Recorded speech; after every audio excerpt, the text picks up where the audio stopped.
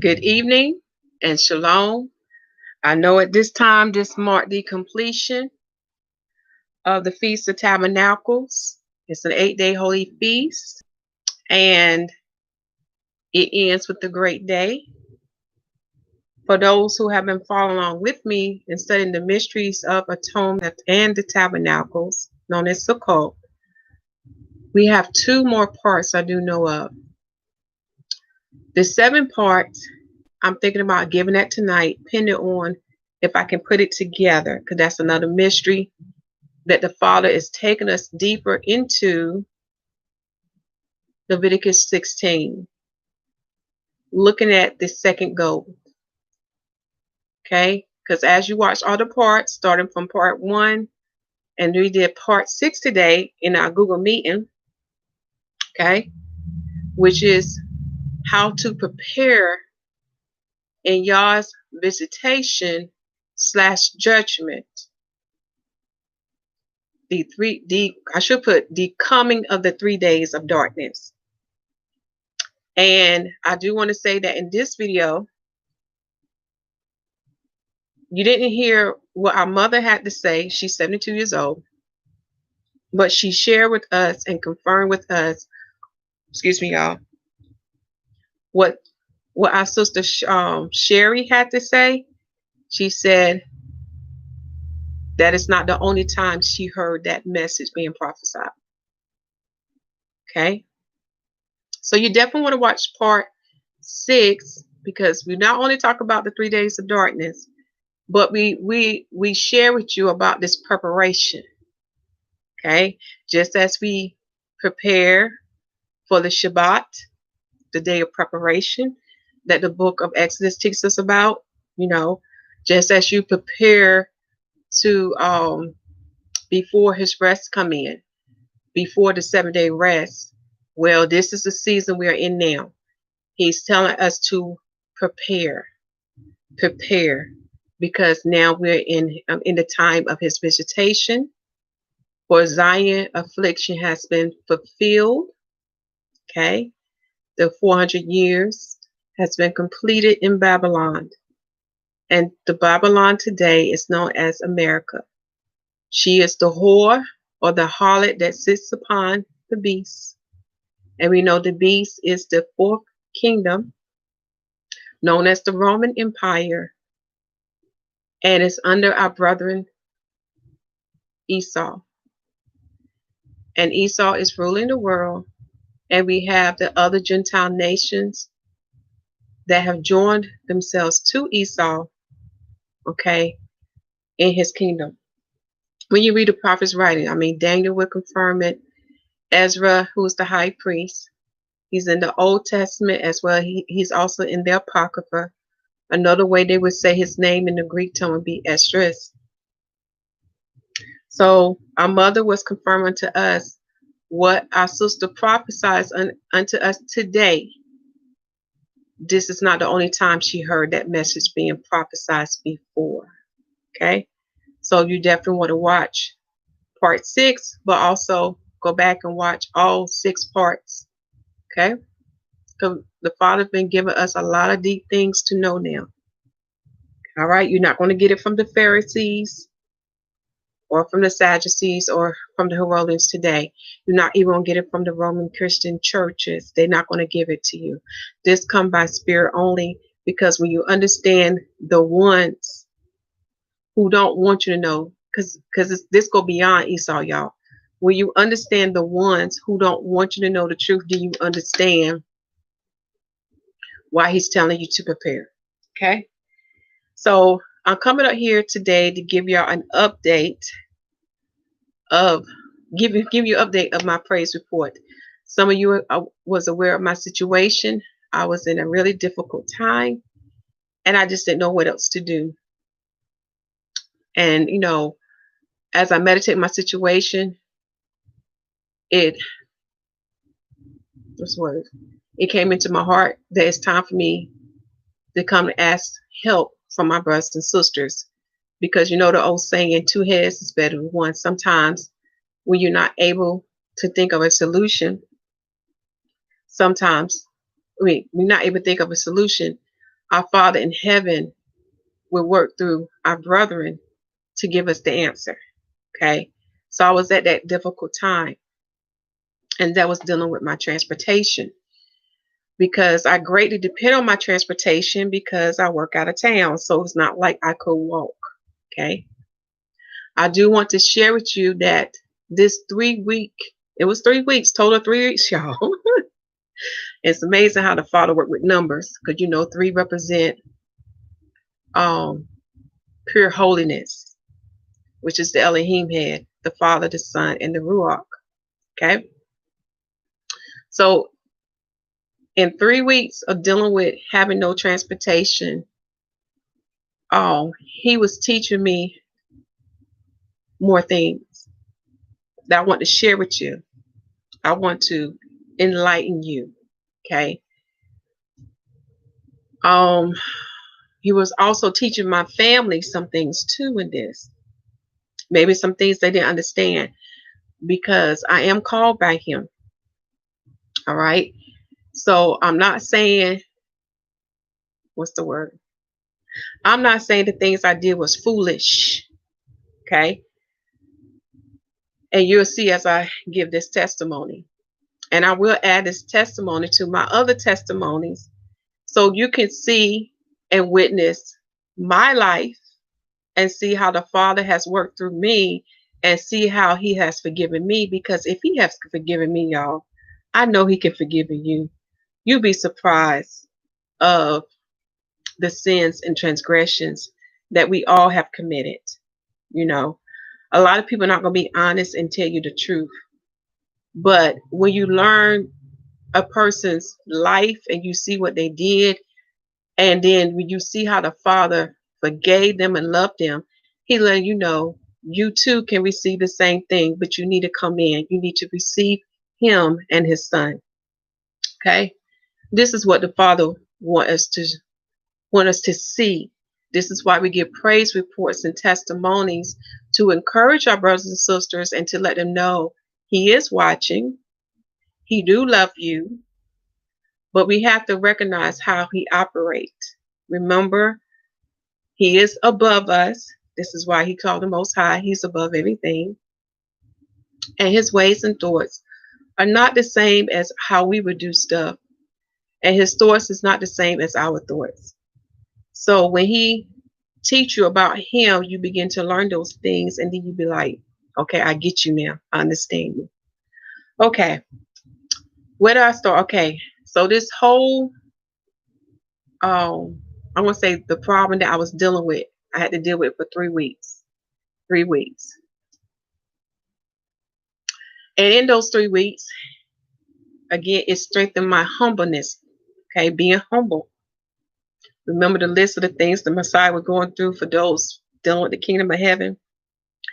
So it was strengthening my humbleness, learning how to be appreciative for what I do have, learning how to be appreciative for those who did reach out to me to help me, and not complain about it, or not to complain about those that I may have felt that should have helped me. You know what I'm saying? Not focus on that, but this focus on what the Father was offering unto me and what he was giving unto me. So he blessed me with a ride to get back and forth to the town that I work in. So that was covered. And I see why he did it, because he put that young man in my path for a reason. I can't give the inner details, but know this. It is dealing with building his family.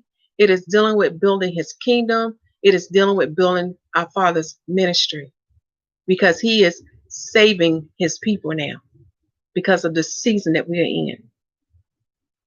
So I see how our Father worked that out. I mean, I'm just amazed. I said, okay, Father, I got you. I was ordained to meet this young man for a reason. And it was for my Father's reason. Again, the Father allowed you to cross people's paths for a reason, whether for a short time or whether they for a long period of time. It's the reason why the Father allows you to cross their paths. We just need to seek the Father for his understanding what that means. So I was blessed with that. I didn't have no worries. Now, when I got into the town I work in, I have family there where I could stay. So I had a place to stay. No worries on that. That was a blessing in itself. But the challenge was, okay, let me back it up. The town that I work in, they do have buses running throughout the day. And I found out, I didn't know that the bus fare was that the bus fare is free because of the COVID situation. However, what they did charge in bus fare, y'all, it's not expensive at all. So if I had to pay or not, that wasn't an issue. The challenge was because I work late in the evening and I get off late, the buses don't run during that period of time. And I was in a situation where I was trying to save everything that I had and those gifts that were sent to me because I was on a mission to raise $1,000 to put down on a car. And I'll talk about that too on that. So that was the goal, that was the mission. So that's why I was really being tight because I want to save quickly so I wouldn't have to go without transportation. All right. So the challenge was that I had to walk at night. Now the first week was a blessing. I had family to help me with that. Okay. And remember, whether they're family or whether they're friends or strangers, sometimes, because like I said, I look at what's going on in people's life, sometimes they may not can help based on what's going on in their life. Okay. Or sometimes they may not have the insight to see what you're going through, or sometimes it can be miscommunication. And this is why I couldn't be bitter in this. I felt no bitters in this. I felt no anger in this because in the 3 weeks time, my father was sending those that he chosen to help me for a reason. Okay. So the first week was covered. In the evening, I had transportation. Now in the second week, I had transportation during the daytime, but I didn't have no transportation at night. Okay. And when I had to walk, Father, protect me from evils out there. I'm telling y'all, when you walk at night, because I had a flashlight, you know how you pass by people, or I always check behind me. There might be somebody behind you as you're walking. I make sure that I pay attention to my surroundings. I have my flashlight with me to make sure I can see in no dark places. I walk on a road where I know you have incoming traffic or outgoing traffic. In other words, it was not in a secluded area. Okay, number one.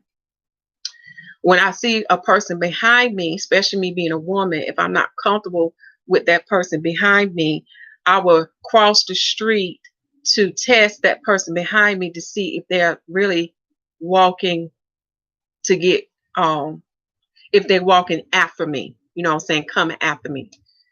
I know one gentleman that I did pass, what he would try to do, he would say, hey miss, but I kept it moving because of my past experience of being homeless or being out in the streets. Y'all prepared me because here where wisdom come in, what man in that time of night will bother a woman when they already know the woman's going to be on her guard?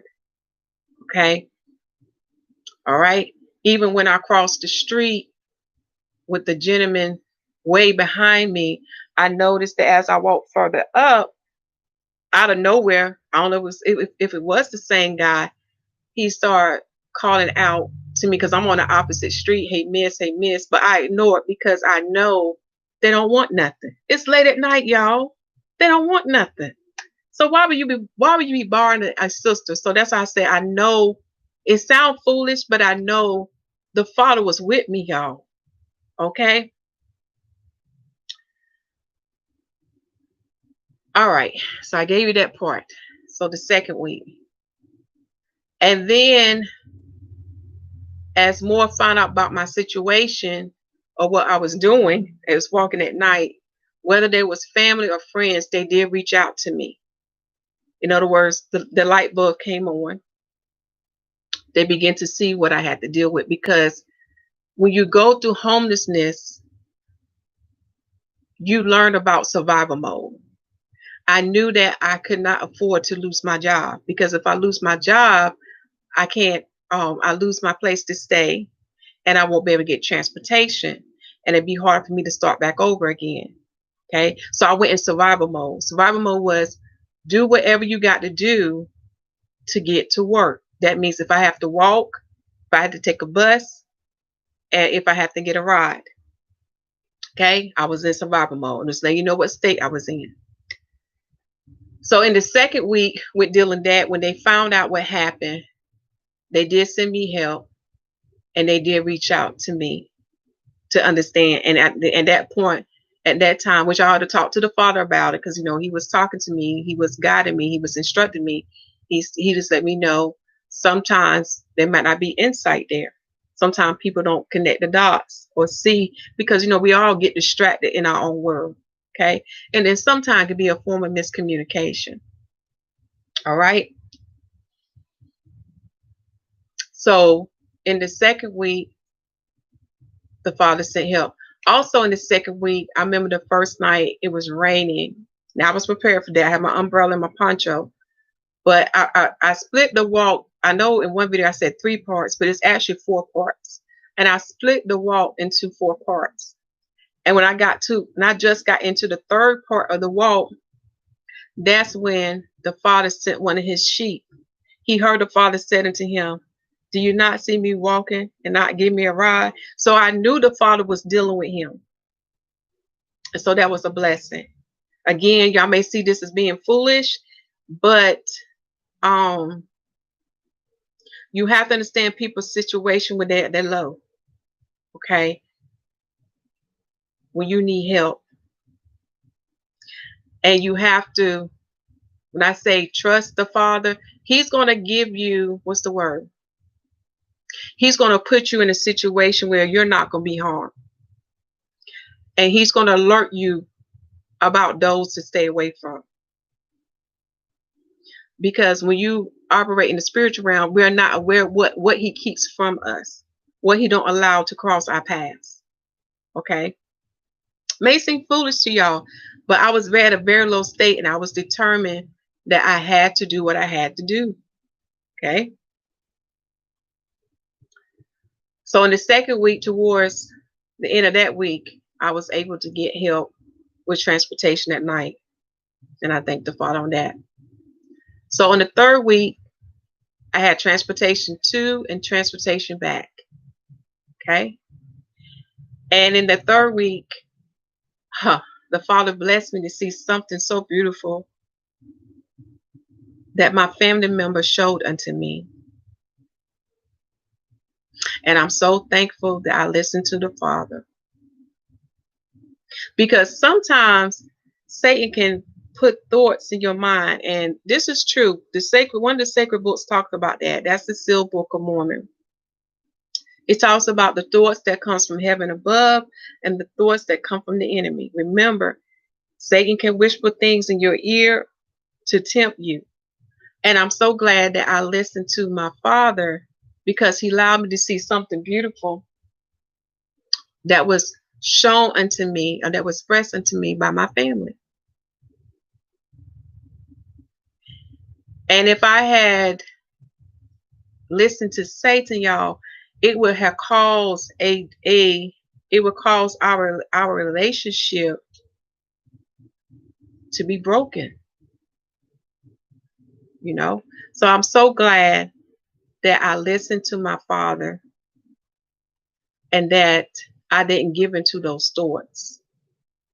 Yes, you will have negative thoughts to come in your mind, but we have to learn how to dispute it. We have to learn how to be patient. We have to learn how to hear what YAH says, or what his spirit says. Okay? Because then when you get to the conclusion of the matter, you begin to realize what the enemy put in my mind to think was actually wrong. So, in other words, I saw the love of God being expressed to one of my family members, and that was priceless. Okay? And I love you, and you know who I'm talking to. That was priceless. So that was in the third week, right? Trying to think what else to tell you. Now, in the second week, when I say we, the family of YAH, including me in that family, we raised the money up. They blessed me. So we raised the money up in the second week. So I knew in the third week that would be the week to get the car. Now, for those who don't understand my situation, why would I have so much problems getting the car? So let me open up with this verse for us first, so you can understand my situation, so you can see the power of YAH, what he did for me. Okay. In other words, I could not do this by my hand. I had to do it by my Father's hand. Okay. If you turn to the book of Job and you go to chapter 1 and we look at verse 21, it says, and said, naked came I out of my mother's womb, and naked shall I return thither. The Lord gave, and the Lord hath taken away. Blessed be the name of the Lord. I want to read that one more time. I'm going to read a part of it. It says, YAHUAH gave, the Most High gave, and YAHUAH hath taken away. Blessed be the name of YAHUAH. Shalom. So we all know what it means, how he is blessed, how our Father in heaven is blessed when he gives. Because, we can all do that. We can do the praises when he gives. But when he takes away, can you praise him then? Okay. So let me explain to you about the car, and let me also explain to you what he taught me in the walk. First, let me reverse that. Let me explain, or let me share what he taught me in this 3-week journey. Okay, with this trouble that came unto me. Y'all, it strengthened my humbleness. I don't take nothing for granted. I appreciate things. Whether I am driving the car or whether I'm walking, because it's a blessing to be able to walk. Because some people can't walk and want to walk. And when I did walk, I got a chance to what? To breathe in our Father's air. To feel our Father's light upon our skin, so we can make what? Vitamin D. And that helps to prevent depression. Sunlight prevent depression. Again, we are the children of light. We have to feed ourselves with the light, right? Physically and spiritually. So I got a chance, to spend some time with him, to talk with him. And then, y'all, ain't gonna lie, I need to lose some weight. I'm out of shape. I'm over 200 pounds. So it benefit my health, right? Because how can I do my Father ministry and I'm all out of shape, So I needed that. My body needed that. And even through that 3-week period, he helped me to curb my appetite, my cravings that I didn't need to have towards certain foods. So in that 3-week journey, he was doing some things within me, purging some things within me. Shalom. Oh, shalom, my sister. I'm smiling because I don't know who you are, but I'm so happy you came on with us this evening. That's right. We do. Our bodies do need sunlight and exercise. And you're right. Because when you drive all the time, we don't make time for that. Do you see that? When you add an amount of time that we do spend outside, it's very little. So with a car, it tends to spoil you. Okay. So he was showing me some things, showing me what I need to do, giving me better eating habits. Because again, you get spoiled with the car. And also time management. I learned how to get things done without the car. Sure did. Where there's a will, There's a way. In other words, where there's Yah will, there is Yahweh. So I thank him for that. He also taught me about when we drive, we need to keep in mind of the yeah, of the pedestrians, of the people who are walking. Okay, because we take for granted that when we're driving on the highway, that people are paying attention to them. And then sometimes we don't understand why they are walking on the shoulder of the road. So I want to share this with you. Now, for those who have been to Greenville, North Carolina, I'm telling y'all, them people drive crazy. Now, when I used to live in the Valley Durham Chapel Hill area, y'all driving there is nice compared to driving in Greenville. These people drive crazy. They use the middle lane to pass people. They have no patience. They don't even have any respect towards pedestrian. Because when I was staying in California, I noticed that people would stop for pedestrian, whether there is a walkway or no walkway. They had a lot of respect for the pedestrians. Okay. So as you're driving, remember the pedestrians. And I'm going to share why some of them walk on the shoulder of the road and not on the grass. Because when you walk on ground, sometimes the grass is too high. Sometimes the ground is not really level. There's holes. And especially me, I'm about 200 pounds. It was better for me to walk on the shoulder of the road than for the ground. Okay.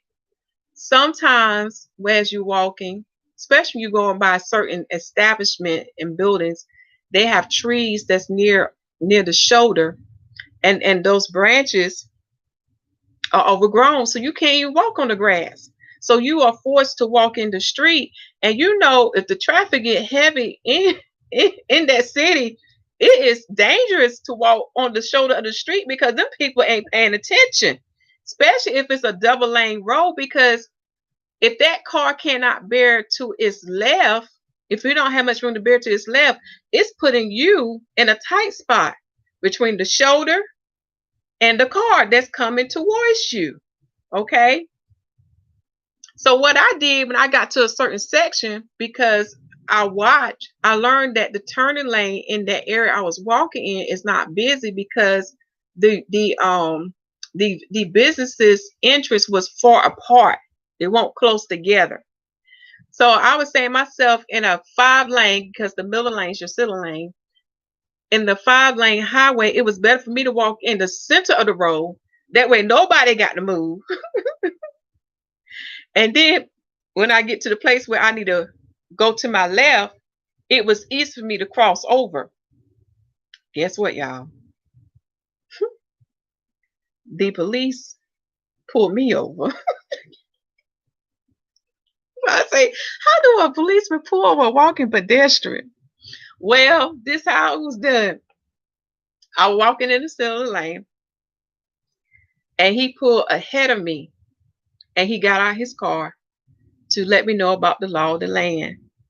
He let me know it was illegal for me to walk in the center of the road, and that it is only lawful for me to walk on the side of the road or on the shoulder, which is the grass. Okay? Because if I had caused an accident, it would fall on me. Now, he knew why I was doing what I was doing, because that area where I was walking at, y'all, it's terrible. It's very busy. Okay? Because it's coming from a city area going more towards the suburbs. Okay? So it can get bad out there. So he understood why I was doing what I was doing.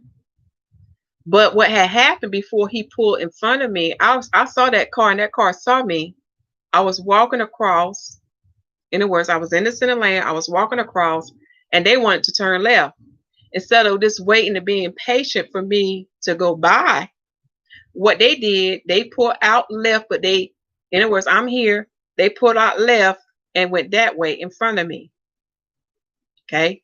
And then the officer came behind that car, to let me know that I could have caused the accident.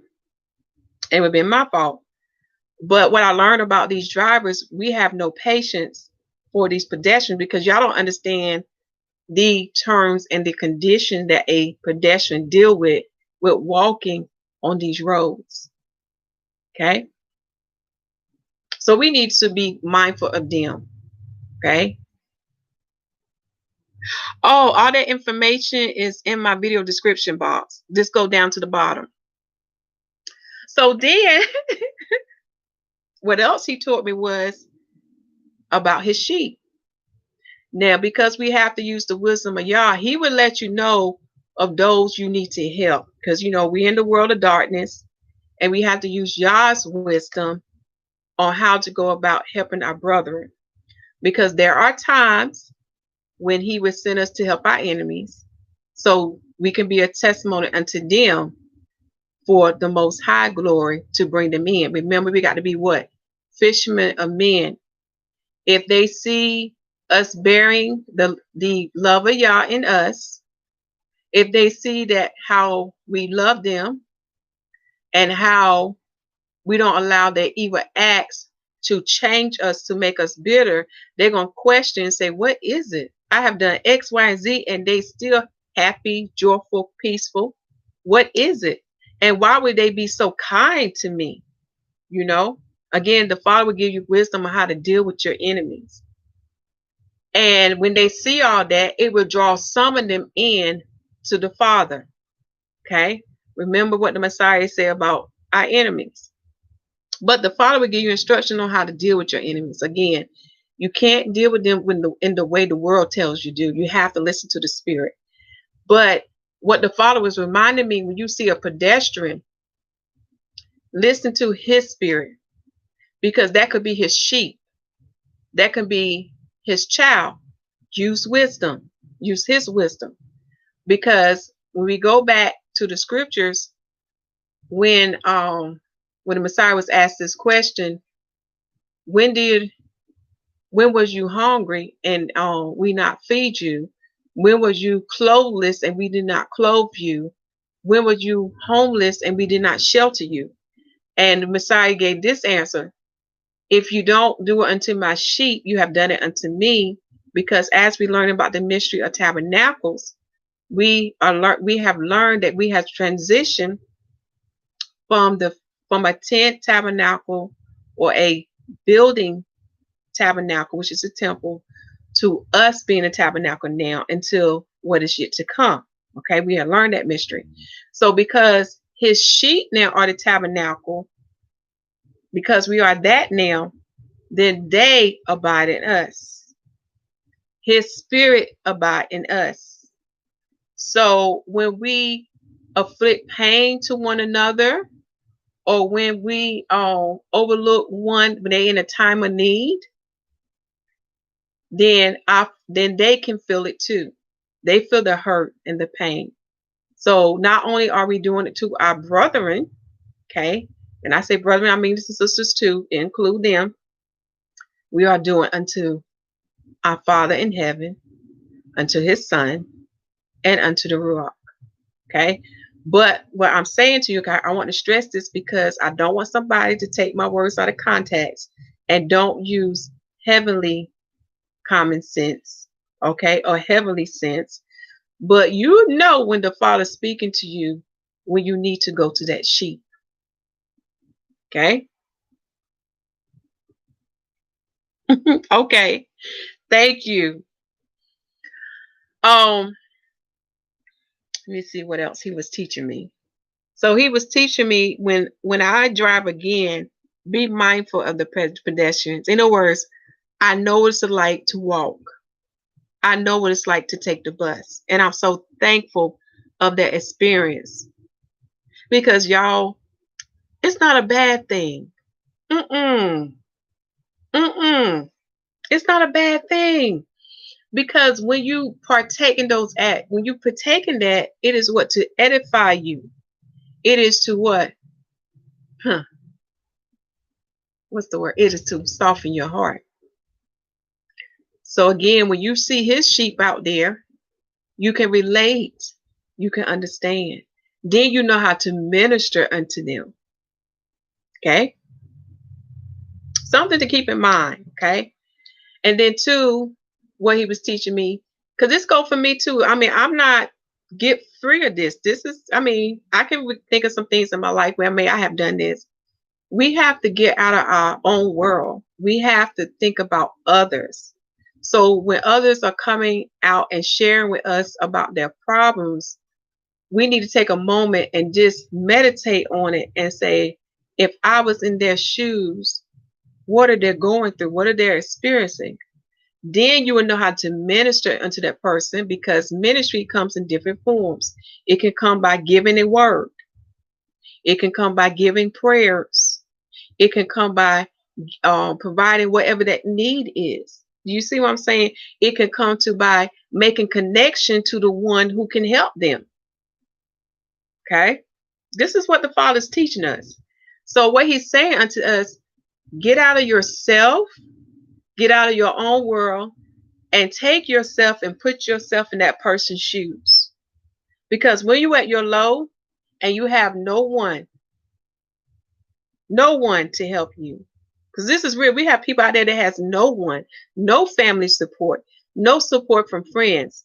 So when they're at their low and they have no one, just imagine what they are feeling, what they have to go through. Just imagine their hurt, their pain. And the Father's letting me see, bring to my mind about these two words, sympathy and empathy. And when you develop those types of fruits, okay, you will know how to love one another. Because just as we cry unto our Father and tell him, I don't want to do this no more, or can you help me, Father? That is the same we should do to one another. Sometimes our brethren may need to hear. I mean, sometimes the brother may just need a person to listen to them. Sometimes we need to be a listening ear. So in this walk, in this body of the Messiah, the Father is going to teach us about this. Some going to grasp it and get it early, and some going to get it later. And then we are going to have those that's never going to get it. And their works, which produce bad fruits, it's going to cost them the kingdom. It's going to keep them out of the tabernacle. Again, that's relate to the mysteries that we've been learning in the year of 2020, in the 7th month of the Most High Calendar, that is known as Ethanim. That's in the Hebrew tongue. In the Babylonian tongue, they call it Tisri. Okay? So I thank the Father for this 3-week journey. I learned a lot. And I'm still learning. I'm still growing, y'all. I also had to learn how to accept help from my brothers and sisters, because I didn't want to be a burden to anybody, because I saw how the leaders, the pastors, was bleeding the sheep. And I know what the word taught me. The word taught me that he give these things freely unto us, and we should not be charging. So that's why y'all didn't see me accepting the donation. But I was in a bad situation, and the Father let me know, it is time, my daughter, to receive the help that I have for you. Do not let pride come in. Okay? That's what he was teaching me. Okay? So I had to learn how to accept help. Okay? Because in my heart, I thought I was doing a good thing, because I didn't want to be a burden, because I see what money can do to people. Or I seen what, I call them the lights, or what the things of the world can do to people. And I don't want to be like that. In other words, when the Father put me through my Job, okay, when he took away those things from me, I learned that he was helping me. He was setting me free. So I didn't want to go backwards. I want to go forward with him. Okay. So this is what I also learned. Learn how to accept help. Because if a person truly is sincere with their heart, then they wouldn't say it. They wouldn't offer it. And if they didn't offer it with the true intentions, then shame on them. Do not feel guilty. Because what we do for our brothers and sisters, it should be from the heart without any strings attached or without any other intentions attached. Okay? So if it don't come from your heart, if you don't mean it, don't do it, because you're going to complain about it, you're going to grope about it. And one thing I don't like, even that this is something I don't like, I don't want nobody to complain about me, how they had to help me, how they had to do that. Because if you're going to complain about it, then you should have kept your gift with you. You understand what I'm saying? Because that didn't come from your heart. Okay. Now dealing with the car. All right. So let me explain to you about my credit. Because I couldn't go anywhere. I had called several different car lots to get information if they can help me. And because what's on my credit, it's not about my credit score, because what's on my credit, it limit my options. So I already knew I had to go to a place that had their own financing. And today they call it buy here, pay here. And when I had called several establishments, there was one establishment that sticked out to me because the salesman name was Abraham. Do y'all hear me? The salesman name was Abraham. So his name stuck out to me. Then I liked how nice he was when he talked to me when I had my questions. So, he gave me the information I needed to know. Okay. So I knew what place I was going to start with first. So a Friday of this week, I went there. And everything just fell into place. Before he ran my application, he explained to me, first it goes through their in-house first. They don't put it to the underlender. Someone get all these dings on my credit. And then he can let me know what vehicle he can truly work with me to get me in. Because before we ran it, we looked at 3 vehicles. Okay, because I would have had my plan. But I'm telling you, the Father changed it up though. I had in my mind how much I wanted to go in debt for the car and how much my payments. But little did I know I was not. In other words, what I had in my mind was not up to date with the times that we're in or what things cost. Now, he did have the cars that I want as far as what I want to go in debt for. So he let me see 3. Out of the 3, there was one that was of best quality, and that was by Honda. Okay. The other 2, they would not been of quality far as long-term use. I would be right back in the same situation of dealing with maintenance issues. Well, major maintenance issues. Okay. So when he ran my credit, my score was fine. Okay. But like he had educated me, what other lenders look at is the things on your report. And that's when they come at all these other restrictions. Okay. So when he ran my application, the vehicle I have now was the first vehicle that popped up. Okay. He told me this vehicle has a warranty on it and includes gap insurance. But the payment per month, I didn't like. I told y'all now, for those who really know me, I'm the type of sister, I'm going to learn how to make it less expensive so I can free up my money so I can do other things for the Most High, y'all. That's how I be thinking. I don't want to get in a whole lot of debt or high payments or whatever so I can do other things for my Father. In other words, I don't want to live outside my means. See, Father know me. But I didn't like the payment according to my guidelines. It's really not high compared to what's going on now. And I could swing that payment in my budget, y'all. But I was trying to cut it, y'all, but the Father wouldn't let me do it. Okay, so I'm gonna show you a picture of what he showed to me first. Let me just pull it up. Let me see where it's at. And it was a 2014.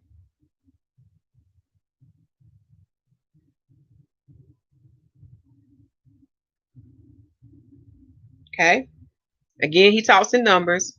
2014, you add each number to the other number, like add 2 to 0 plus 1 plus 4, I get 7. There he go. Talking in 7, right?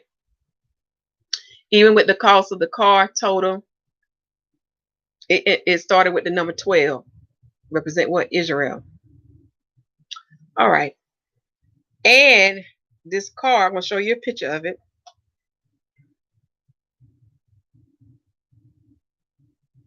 This is a Toyota. How did it say? Toyota Prius. A Toyota Prius. Okay. And it is a hybrid car. So it's going to save on gas too. And the way it's designed, it drives real smooth because it cuts down on air. I want to see, can I turn it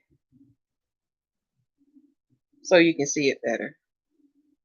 It drives real smooth because it's called, I think it's called, I had the word in my mind, I done forgot, but it's dealing with engineering, how they design things to flow with air so you don't burn as much fuel. So I like the slope. You see how the car going the slope? So I like the slope of this car. Okay. So when he first presented to me, I was like, won't feeling it yet. Then he went to a Chevrolet Cruze. That was a 2016. And the miles on that was 74K. For the Toyota, it was 113K. Now I already knew about Toyota. Toyota is just like Honda. They can hold their miles, okay, in comparison to other cars. They have been known to hold their miles when you go over 200,000. They have been known to last, long as you take care of them, right? But then the Chevrolet was what, 74, but it didn't have all the extra benefits like the first car. And yes, it was a little bit low in the payment per month. Okay. This was my mind. I was thinking. I said, because I know the old me. Old me said, go for the cheaper one. So I was thinking, let me tell you what the Father did. I said to the salesman, I said, okay, let me look at both. I said, I'm not going to put the first option out. You know, I said, I'll look at both. So what the Father did, I couldn't look at the second offer because somebody took it out for a test drive. I tell you, the Father has the way things work. And the Honda that I had my eye on, that was 160,000 miles or 160K. It was a 2006. The Father fixed that where I couldn't put my eye on it no more, because this is how it works with lenders. Because the car is older, they're not going to finance it for a long period of time. So if I want this car financed to them, it will only be financed for 3 years, but I would have to put down about $2,000. I said, But then the payment would have been close to the first car. I'm like, what? So it was no need for me to even look at the Honda. The Honda was burgundy, y'all. Okay. So it was no need for me to look at that car at all. The Father then took it off the table because it makes no sense to finance it for the same price as the first and having put more money down. Okay. So I said, okay, I got you, Father. So I went back to the first one. And another thing, when I was Googling some information too, I was because at the time, you know, he was helping other people too. So it gave me time to go online and look some things up. The Toyota Prius have very high ratings. there is known as a very good car. The Chevrolet Cruze, there was some negative issues, and I'm not for sure if I read it correctly, but it was something about if the model was discontinued or whatever, and then as the car get older, you're gonna have some things to deal with maintenance. You know what I'm saying? It's not like the Honda and it's not like the Toyota. So I didn't want to go through that again, even though it was low in miles. It looked nice. I think it was a black or a dark blue, but what I was looking at was quality. And another thing that stood out to me with the Toyota, that it would save me on gas. So, because I do a lot of traveling up down the highway, I needed something to save on gas. Okay, to help you out with that, I'm typing it in now. This is what is under.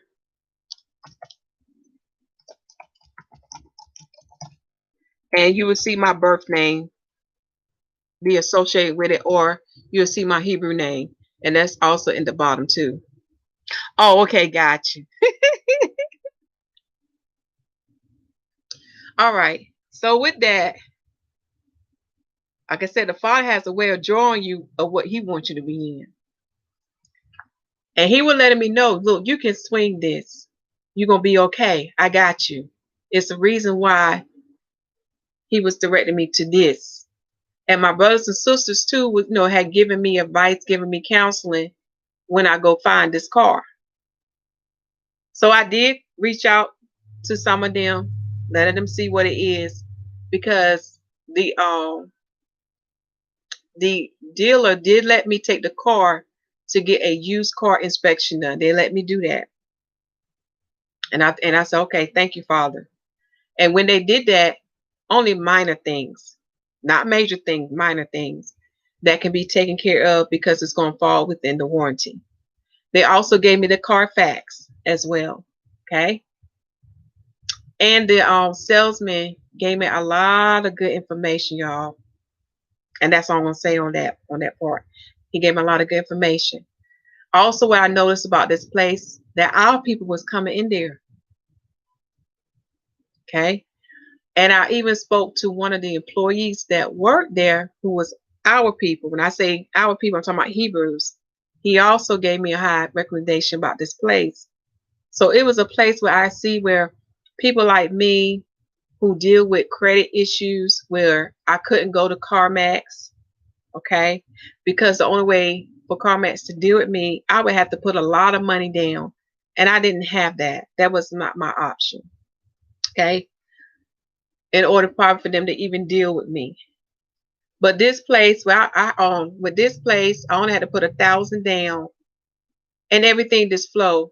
I mean, everything flowed, y'all. It was just beautiful that day.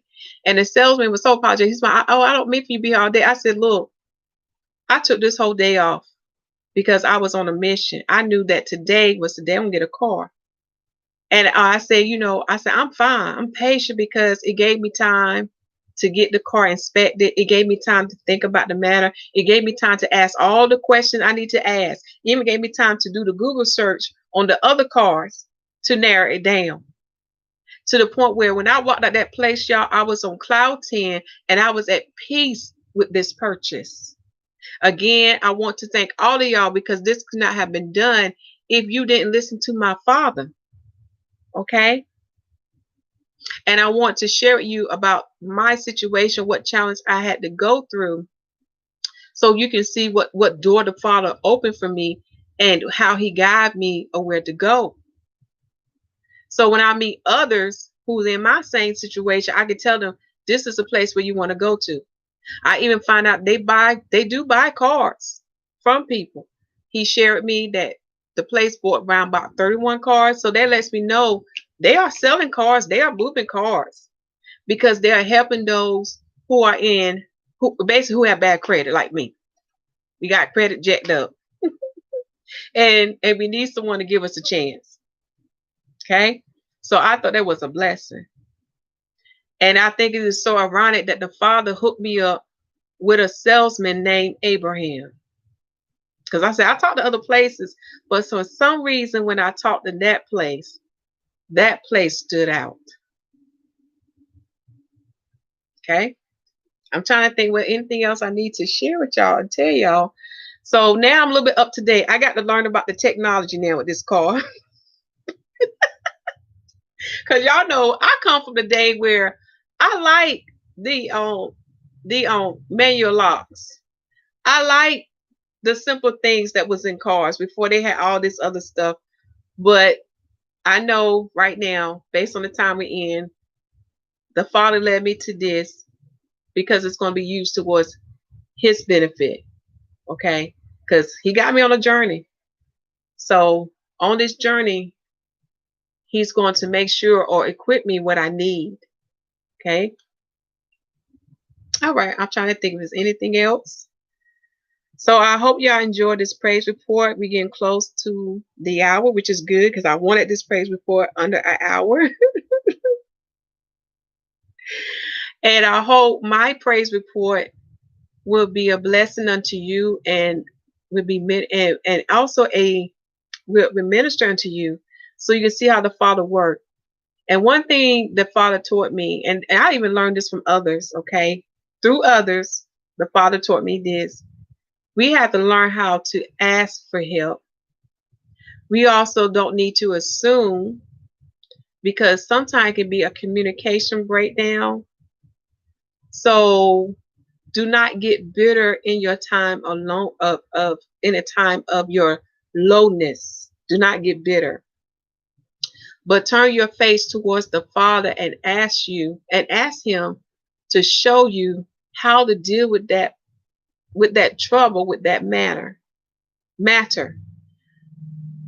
And when you do it His way, you will get to the same result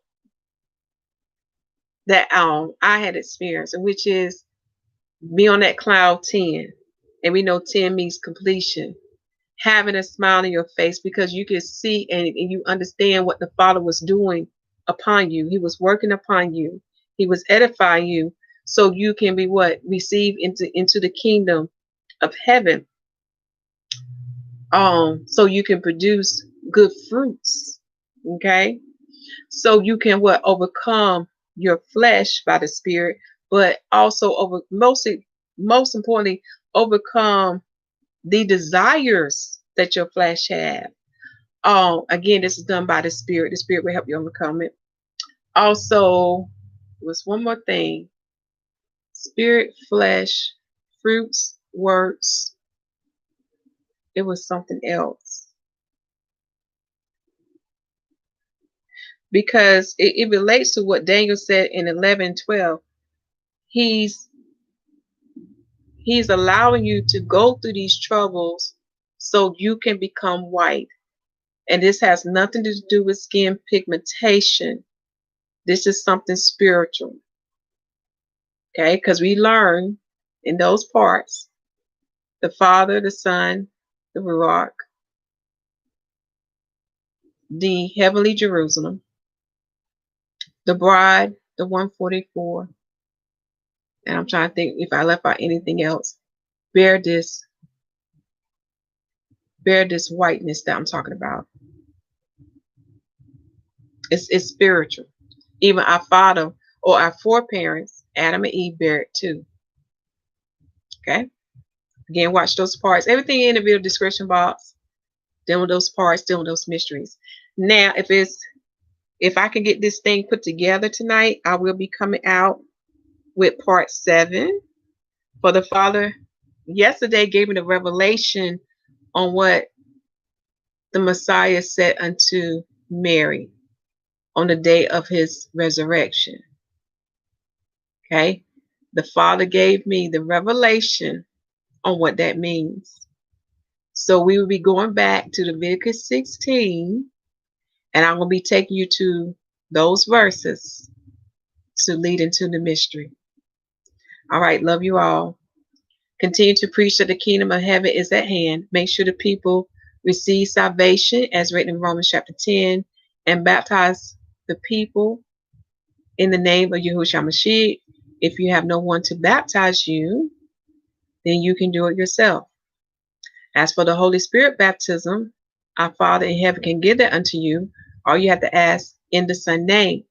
Now he gives accordingly, according to your heart, to your words, and to your faith. Okay? Even the Messiah set the example of it, and the apostle continued that example of both baptism. Okay? I love y'all all, and y'all have a good evening. Shalom.